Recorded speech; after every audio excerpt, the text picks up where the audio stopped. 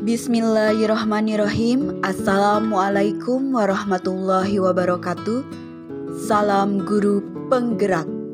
Perkenalkan, saya Siti Arum, calon guru penggerak angkatan 6 kelas 0626. Pada kesempatan ini, saya akan menyampaikan koneksi antar materi, refleksi dan kesimpulan modul 1.1 tugas 1.1A8.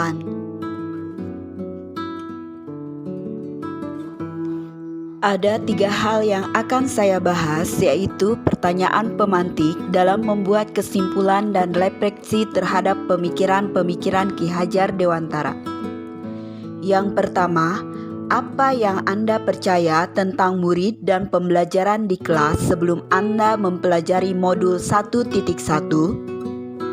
Yang kedua, apa yang berubah dari pemikiran atau perilaku Anda setelah mempelajari modul ini? Dan yang ketiga, apa yang dapat segera Anda terapkan lebih baik agar kelas Anda mencerminkan pemikiran Ki Hajar Dewantara?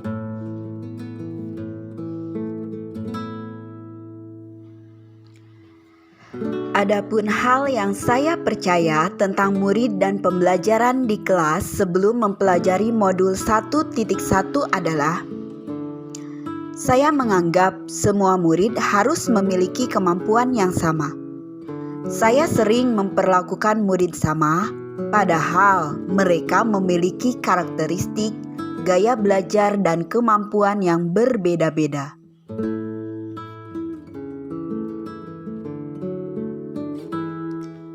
Selain itu, secara tidak sengaja, saya sering memarahi atau memberi sanksi kepada murid yang membuat ulah pada saat KBM. Mengistimewakan siswa yang memiliki kognitif bagus. Terlalu menuntut murid harus tuntas dan nilai mencapai KKM.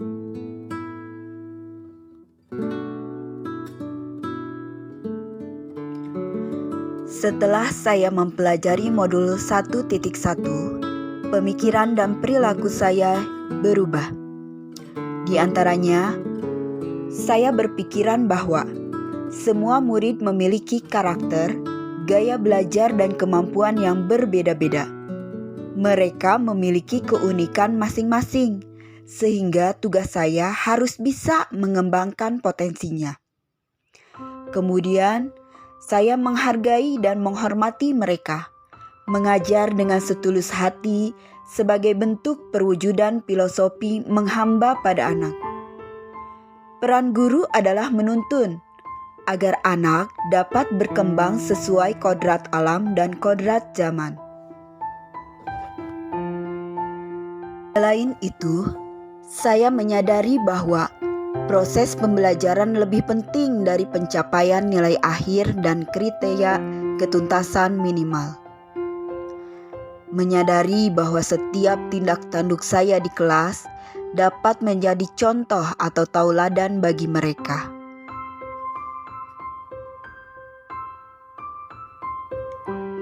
Kemudian, pemikiran dan perilaku saya yang berubah, yaitu di masa perkembangan mereka bermain, saya harus membuat suasana belajar yang menyenangkan.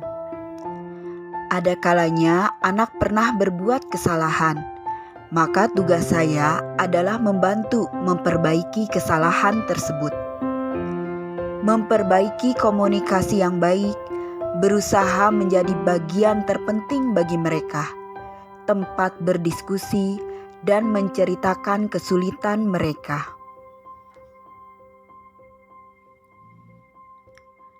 Pemikiran dan perilaku saya yang berubah lainnya yaitu menjadi sosok seorang guru yang kehadirannya selalu dinantikan di kelas. Menyadari bahwa setiap tindak tanduk saya di kelas dapat menjadi contoh atau tauladan bagi mereka.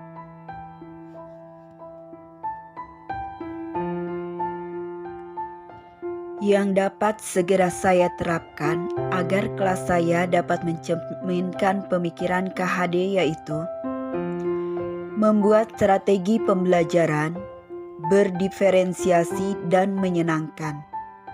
Berusaha lebih mengenal karakteristik murid dan membimbing kesulitannya. Menyajikan pembelajaran yang berpusat pada anak sesuai kodrat alam dan kodrat zaman. Menyajikan nilai-nilai kebudayaan dalam proses pembelajaran sebagai perwujudan profil pelajar Pancasila.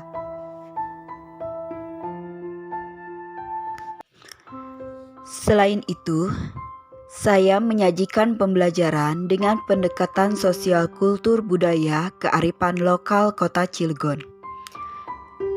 Berdiskusi dan membuat kesepakatan kelas. Berkomunikasi yang baik dan menjalin hubungan yang harmonis dengan semua unsur yang ada di sekolah.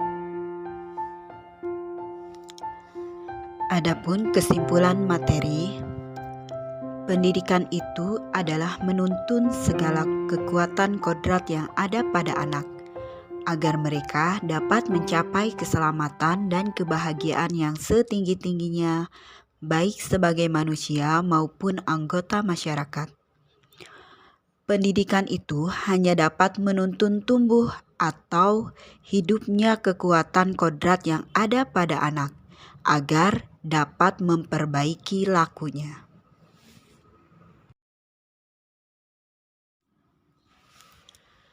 Selanjutnya, agar anak mampu mencapai keselamatan dan kebahagiaan yang setinggi-tingginya dalam menuntun anak, pendidik harus memahami dan menyadari tentang kodrat alam dan kodrat zaman. Kodrat alam berkaitan dengan sifat dan bentuk lingkungan di mana anak berada, sedangkan kodrat zaman berkaitan dengan isi dan irama. Kemudian, pendidik harus bisa menciptakan merdeka dan kebebasan belajar untuk anak.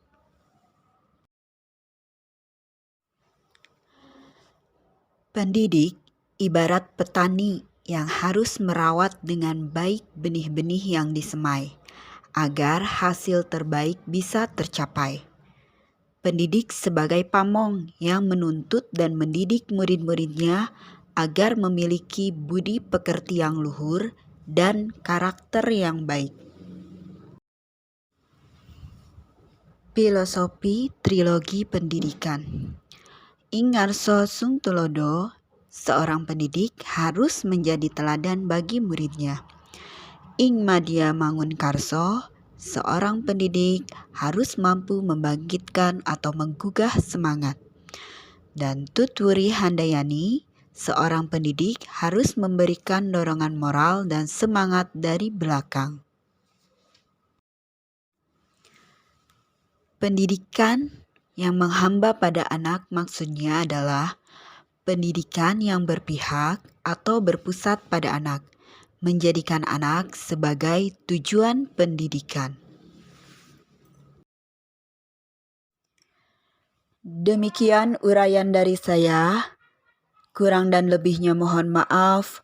Wabillahi taufiq wal hidayah. Wassalamualaikum warahmatullahi wabarakatuh.